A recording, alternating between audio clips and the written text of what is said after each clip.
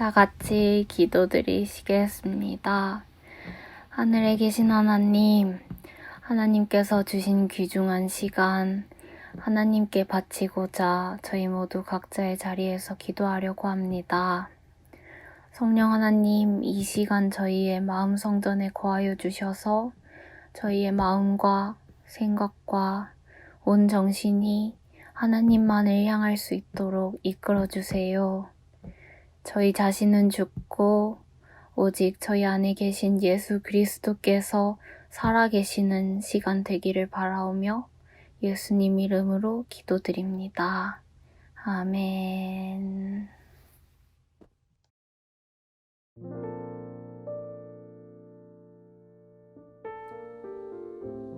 안녕하세요.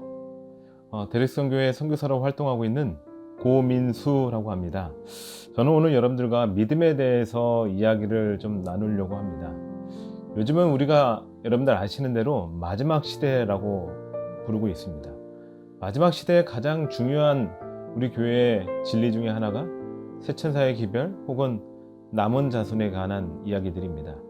이 두 가지에서 우리가 이 두 가지의 기별에 대해서 이야기할 때 믿음을 항상 이야기하곤 합니다.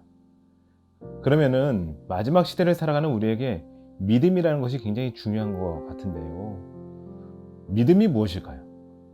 우리가 믿음을 생각해 보면은 약간 추상적으로 다가옵니다. 내가 믿는 대상이나 사물에 대한 내 마음의 상태를 믿음이라고 이야기합니다. 곧 명사입니다. 그러다 보니까 이 믿음이라는 것이 굉장히 추상적으로 들립니다. 근데 믿음과 항상 함께 이야기하는 것 중에 하나가 바로 행함인데요. 행함은 동사예요. 움직이는 상태를 이야기하는 것이죠. 그래서 이 두 가지를 따로따로 이야기하지 말고 합쳐서 이야기할 때 곧 명사인 믿음을 동사로 바꿔서 바라볼 때 믿음이 약간 쉽게 느껴집니다. 그러면 믿음을 한번 동사로 바꿔볼까요? 바라보다, 동행하다, 함께하다, 만지다, 하나님께 피하다, 하나님을 부르다, 뭐 이런 등등 믿음을 이렇게 동사로 바꿀 수 있을 것 같아요. 이렇게 믿음을 자꾸 동사로 바꾸고 생각하면은 믿음이라는 것이 그렇게 추상적으로 다가오지는 않을 것 같습니다. 그러면은 믿음은 언제 나타날까요? 이러한 믿음은 일상적인 삶 속에서도 나타납니다. 매일 아침에 일어나 말씀과 기도를 통하여 하나님을 바라보는 것, 이것도 믿음을 나타내는 것입니다. 그리고 나의 일상적인 삶 속에서 관계 속에서 일하면서 하나님을 붙잡는 것, 이것도 믿음을 표현하는 것이겠죠. 근데 믿음은 이런 일상적인 삶 속에서 확연하게 드러나지는 않습니다. 확연하게 드러날 때는 바로 약간 좀 특별할 때 이 믿음이 좀 확연하게 드러나는 것 같아요. 그러면은 언제가 특별할 때일까요? 우리의 삶 속에서 시련 가운데 혹은 시험 가운데 넘어졌을 때, 고통당할 때, 이럴 때 우리의 믿음이 확연하게 드러납니다. 그래서 오늘은요, 제가 겪었던 시련 가운데 나타났던, 깨닫게 되었던 믿음에 대해서 여러분들과 함께 이야기 나누려고 합니다. 저는 캄보디아 선교사였습니다. 2017년 9월 어느 날 캄보디아 청년들에게 성경을 가르치고 있었습니다. 근데 한 학생이 갑자기 뛰어오면서 저를 부르는 거예요. 왜 그러냐 물어봤더니 제 둘째 아이가 의식을 잃고 쓰러져 사경을 헤매고 있다는 거예요. 7개월밖에 안 된 아이입니다. 며칠 전부터 미열은 있었습니다. 근데 그 정도까지는 아니었어요. 근데 갑자기 아이가 그렇게 의식을 잃은 거예요. 집에 빨리 가서 아이를 안고 차에 태우고 와이프와 저는 푸놈펜 병원, 곧 캄보디아 수도에 있는 가장 큰 병원으로 이동하게 되었습니다. 푸놈펜과 제가 사는 제 선교지는 약간 좀 40km 정도 떨어져 있는 곳이에요. 1시간 정도 걸립니다. 근데 퇴근 시간이 겹친 거예요. 그렇게 되면 1시간 이상 굉장히 시간이 오래 걸립니다. 가다가 보니까 차가 막혔어요. 그래서 제가 차를 세우고 중간에 지나가는 오토바이를 붙잡고 부탁을 했습니다. 좀 병원까지 좀 데려다 달라고. 그래서 제 와이프와 제 아이를 오토바이에 먼저 태우고 병원에 먼저 보냈고 저는 뒤늦게 도착했습니다. 저는 병원에 도착하면 제 아이가 살 수 있을 거라고 생각을 했어요. 근데 제가 의사를 처음 만났을 때 살 수 있을 거라는 생각이 좀 무너졌습니다. 의사는 죽을 수도 있다라는 이야기를 했습니다. 아이가 살 수 있는 확률이 10%에서 20% 별로 높지 않다라는 거예요. 그 얘기를 듣는데 제가 그냥 멍해졌습니다. 그리고 두 번째 온 감정은 화였습니다. 밖에 나와서 하나님께 소리를 치면서 화를 냈습니다. 제가 이렇게 좀 부족한 선교사 같아요. 화를 내면서 하나님께 이야기했습니다. 하나님, 지금 뭐 하시는 겁니까? 제가 하나님을 위해서, 하나님의 일을 위해서 지금 여기에 부름받아 여기 왔고 열심히 봉사하고 있는 저에게 하나님 어떻게 저에게 이럴 수 있습니까? 하나님께 화를 냈어요. 그런 저에게 하나님께서는 한 음성을 주셨습니다. 내려놔라. 내려놔라. 너의 가장 소중한 아들을 내려놔라. 제가 하나님의 음성을 의심했습니다. 하나님 뭐라고요? 아이를 내려놓으라고요? 말도 안 됩니다. 무슨 소리 하시는 겁니까? 저는 하나님께 다시 따져 물기 시작했습니다. 그때 하나님께서 저에게 주신 이 생각이 또 하나 있었어요. 그것은 아브라함이 이삭을 바쳤을 때, 그리고 요게벳이 모세가 죽을 수밖에 없는 상황에 놓였을 때 모세를 나일강에 떠내려가게 했을 때, 그때를 생각하게 되었어요.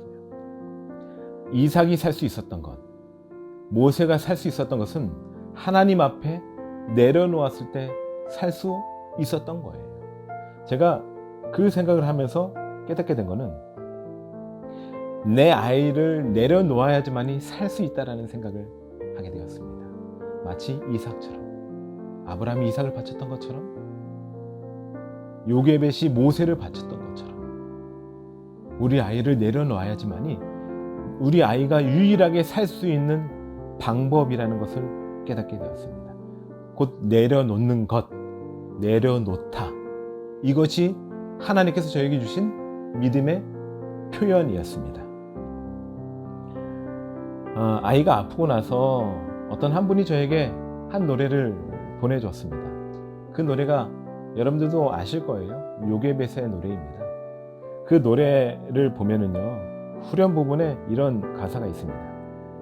너의 삶의 참 주인, 너의 참 부모이신 하나님 그 손에 너의 삶을 맡긴다. 저는요, 그냥 그림자 부모였습니다. 어떻게 보면은 가짜 부모예요. 진짜 부모는 우리 하나님 아버지이십니다. 그분 앞에 내려놓는 것, 당연한 거예요. 모세도 이삭도 하나님 앞에 내려놓았을 때 그들은 살 수 있었던 거예요. 그것처럼 저도 우리 아이를 하나님 앞에 내려놓는 것이 유일하게 살 수 있는 것이고, 그것이 저의 믿음의 표현이었다는 것을 깨닫게 되었습니다. 그렇게 저희 아이는 우여곡절 끝에 참 하나님께 감사하게 다시 살 수 있게 되었습니다. 그리고 어렵게 한국에 돌아오게 되었습니다. 그런데 참 안타깝게도 저희 아이는 여전히 아픕니다. 현대의학으로는 고칠 수 없는 이 불치병에 걸리게 되었고요. 시한부 선고도 받았었고요. 그러다 보니까 자주 응급실을 자주 갑니다. 지금도. 하루는요, 저희 아이가 중환자실에 있을 때 처음에 아이를 아침에 면회하러 중환자실에 들어갔는데, 그때 때마침 또 아이가 심정지가 온 거예요. 심정지가 오면은 코드블루 CPR이라는 방송이 나옵니다. 그러면은 모든 그거에 관련된 이 응급처치에 관련된 의료진들이 그 병실에 다 뛰어 들어가야 돼요. 그래서 저희를 밖으로 내보내고 많은 의료진들이 그때 뛰어가고 있었습니다. 저는 그 모습을 보면서 그냥 주저앉을 수밖에 없었어요. 그리고 하나님 앞에 기도하고 있었습니다. 눈물을 흘리고 있었어요. 근데 의료진들이 뛰어가고 있는 그 순간에 어떤 한 분이, 그분은 의료진도 아니에요. 그냥 병원에서 청소하시는 분입니다. 그분도 모르게 뛰어가다가 저희를 바라보게 되었습니다. 그리고 그분이 저를 바라보면서 눈물을 흘리고 계시는 거예요. 제가 그 모습을 보면서 그때 가장 위로가 됐던 분이 바로 그분이었습니다. 아이는 참으로 감사하게 다시 숨이 돌아왔고요. 호흡이 돌아왔고, 그때 저희를 보면서 눈물을 흘리신 그분을 생각하고 있는데 하나님께서 한 음성을 저에게 주셨습니다. 우는 자와 함께해라. 우는 자와 함께해라. 이것이 저에게 주신 두 번째 믿음의 표현이었던 것 같아요. 응급실을 자주 가기에 하루는 또 아이가 아파서 응급실에 가게 되었습니다. 그때 저희 옆에 옆 침대에 한 어머니가 아이를 안고 들어왔어요. 근데 옆에서 의사와 이야기를 그냥 듣게 되었는데 외국에서 왔대요. 네팔에서 왔대요. 네팔. 제가 짧은 외국 생활을 통해서 알게 된 거는 외국에 사는 우리 한국 사람들, 이 세 가지 종류가 있었습니다. 사업하시는 분, 유학생, 그리고 마지막이 선교사였습니다. 근데 복장을 보면은 알 수 있어요. 저 사람이 뭐 하는 사람인지.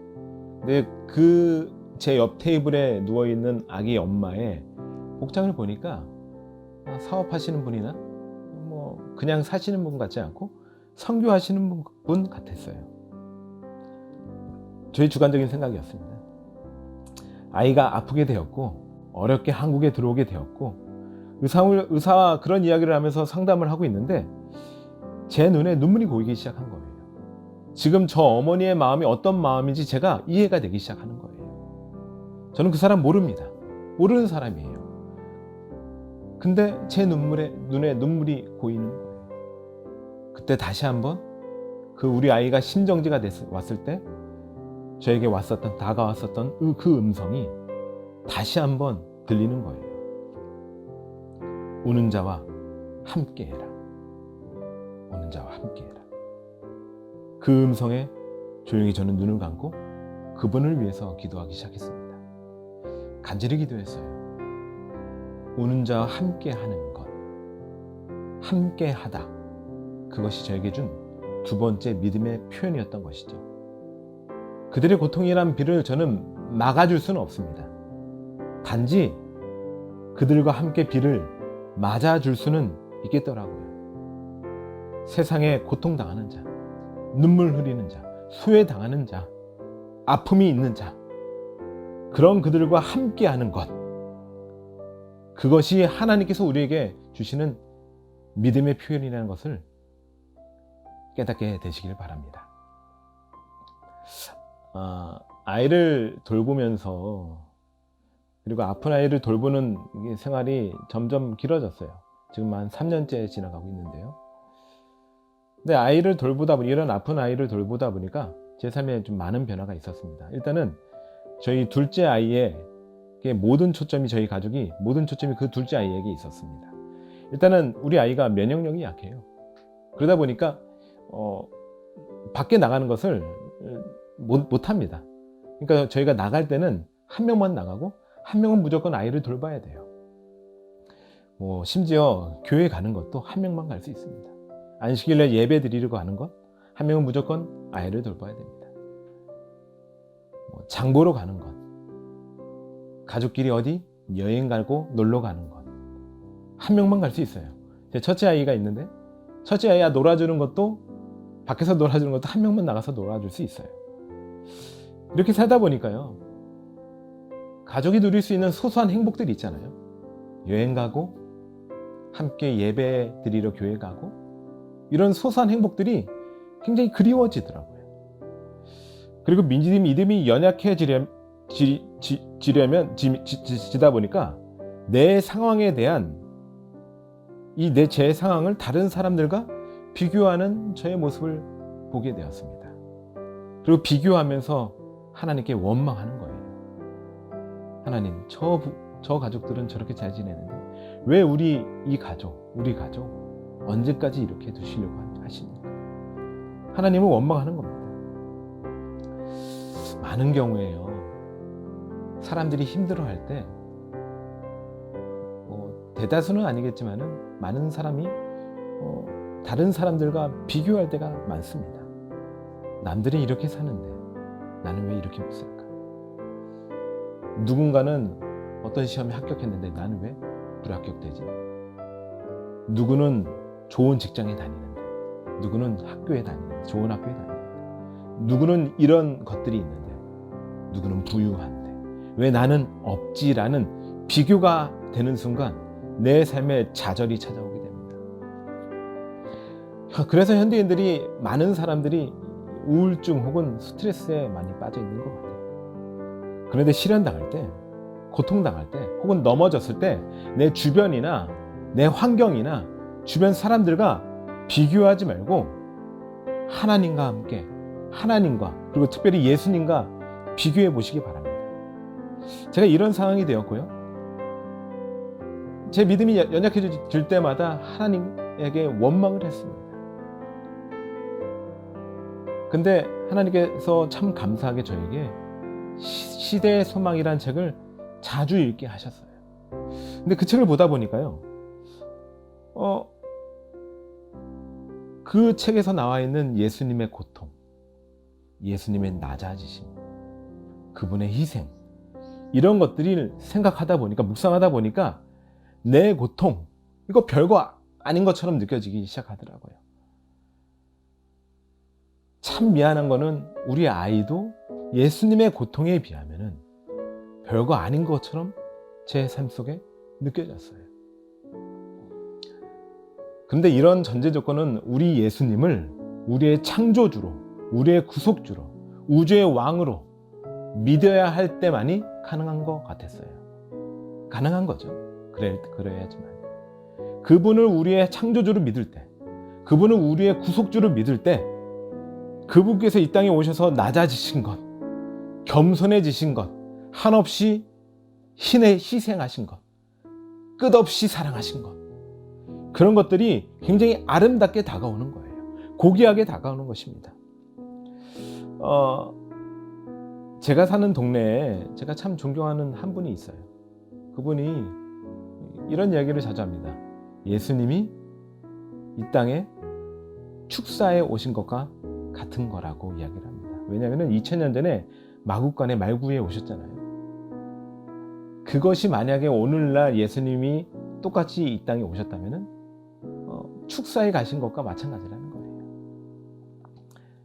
저희 동네 정말 냄새 많이 나거든요. 동물을 기르는 곳은 정말 냄새가 많이 나요. 제가 특별히 그 닭을 기르는데요, 닭장들 하면 참 냄새 많이 나요. 그런 곳에 예수님이 오신 것입니다. 아이들 놀고 있는데 그 아이들 중에 한 명이 예수님이에요. 우주의 왕께서 그렇게 낮아지신 거예요. 그런 그분이 그렇게 낮아지셨는데 우리를 위해서 고통당하십니다. 우리를 위해서 희생당하세요. 아무것도 아닌 우리에게 무시를 당해요. 그런 예수님을 바라보니까 제 상황이 정말 아무것도 아닌 것처럼 느껴졌습니다.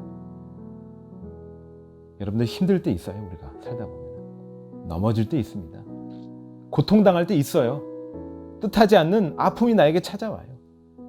그럴 때 내 상황, 내 환경, 내 주변의 환경, 주변 사람들과 비교하지 마시고 예수님과 여러분들의 상황을 비교해 보시기 바랍니다. 그럴 때 우리의 마음속에 예수님께서 찾아오실 거예요. 내가 아플 때, 내가 고통당할 때, 시련 가운데 그냥 예수께로 나아가시길 바랍니다. 제가 좋아하는 시대의 소망 한 구절이 있습니다. 읽어드리겠습니다. 그분의 얼굴은 피로 물들어 있었고 피로와 고통의 흔적이 역력했으나 지금보다 더욱 아름답게 보인 적은 결코 없었다.